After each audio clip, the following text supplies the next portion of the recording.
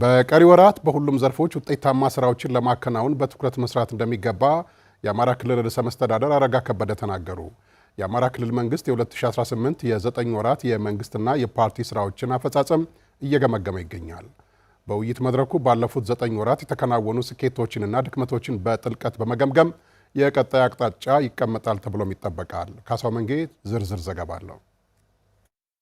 የአማራ ክልል ከፍተኛ የስራ ኃላፊዎች የፓርቲና የመንግስት የ2018 በጀት ዓመት የ9 ወራት አፈጻጸምን እየገመገመ ነው። የአማራ ክልል ብልጽግና ፓርቲ ቅርንጫፍ ጽህፈት ቤት ኃላፊ አቶ ይርጋ ሲሳይ በዚህ ወቅት እንዳሉት የክልሉ መሰረታዊ ችግሮች የሆኑትን ድህነትና የግጭት አዙሪትን ለማክሰምና የመፍትሄ መንገዶችን ለማስቀመጥ አመራሩ ከልብ መወያየትና በትኩረት መስራት ይገባዋል ብለዋል። በጥልቀት መነጋገር፣ በጥልቀት መወያየትና መገምገም አስፈላጊ ነው።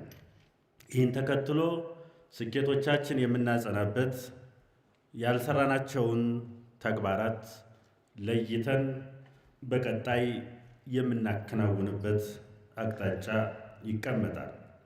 ሁለተኛ፣ ከዚሁ ጋር ተያይዞ የክልላችን መሰረታዊ ችግሮች የሚባሉት ድህነትና ግጭትን የማክሰም ችግሮችን የመፍታት ተልዕኮ ላይ ሆነን ለመስራት ከልብ መነጋገር፣ መወያየት እና መገምገም አስፈላጊ ነው።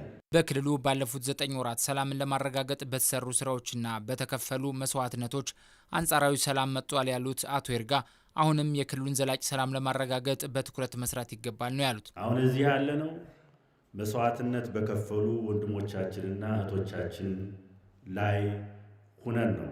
የክልሉ አንጻራዊ ሰላም የመጣው በእነዚህ ለሀገር ለክልልና ለሕዝብ ክብር ብለው ደምና አጥንታቸውን በከፈሉት ላይ ስለሆነ ይህንን መሰረት አድርገን የወንድሞቻችን መስዋዕትነት የወንድሞቻችን ዓላማ ለማሳካት አመራሩ ከልብ በቁጭት እና በመስዋዕትነት ዳር ማድረስ አስፈላጊ ነው። የአማራ ክልል ርዕሰ መስተዳድር አቶ አረጋ ከበደ በ9 ወራት የተከናወኑ ስኬቶችና ጉድለቶችን በመገምገም ለቀጣይ ወራት ስራዎች መዘጋጀት ያስፈልጋል ብለዋል። የነበሩንን ጥንካሬዎች፣ የነበሩ ድሎችን በዚሁ ትይዩ ደግሞ ሊታረሙ የሚገባቸው ጉድለቶችን ጥልቅ ውይይት በማድረግ እና በችግሮችም ላይ በጥንካሬዎቹ ላይ በመግባባት ላይ መድረስና በቀሪዎቹ ወራት 2 ወር ተኩል ይቀረናል የበጀት ዓመቱ።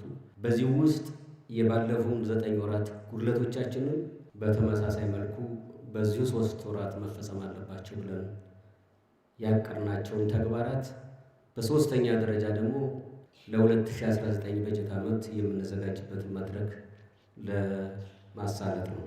በቀሪ ወራት በሁሉም ዘርፎች ውጤታማ ስራዎችን ለማከናወን በትኩረት መስራት እንደሚገባም ርዕሰ መስተዳድሩ ገልጸዋል። ተነሳሽነት የምንሰራቸው የህግ ማስከበር ስራችንም የምርጫ ስራችንም ተቀናይተው በውጤታማነት እንዲፈጸሙ ይፈልጋል። ማናቸውም ተልዕኮዎች እንዲንጠባጠቡ አይፈልግም። መንጠባጠብ ብቻ ሳይሆን በከፍተኛ የጥራት ደረጃ እንዲፈጸሙ ይፈልጋል። እነዚህ ለማድረግ ደግሞ ከሁሉም በላይ የሚጠበቅበት ከመሪው ነው፣ ከፓርቲ አመራራችን ነው። የቁልፍ ደጋፊነት ሚና ያለው የመንግስት መዋቅርም በዚሁ ረገድ ትልቅ ኃላፊነት ይጠበቅበታል። በዋነኛነት ደግሞ ህዝባችን እነዚህን ተልዕኮዎች በመፈጸም ባለቤት በመሆን ምናልባትም እንደየሁኔታው የእነዚሁ ተጠቃሚ የመሆንም ኃላፊነቱን እንዲወጣ የማድረግ ፕራይመሪሊ የአመራራችን ተልዕኮ እንደሆነ እንገነዘባለን። የውይይት መድረኩ ለሚቀጥሉት 2 ቀናት የሚቀጥል ሲሆን ባለፉት 9 ወራት የተከናወኑ ስኬቶችንና ድክመቶችን በመገምገም እንዲሁም በሚቀጥሉት ወራት በተለየ መልኩ የሚፈጸሙ ተግባራት ዙሪያ ውይይት ተደርጎ የቀጣይ አቅጣጫ ይቀመጣል ተብሎም ይጠበቃል።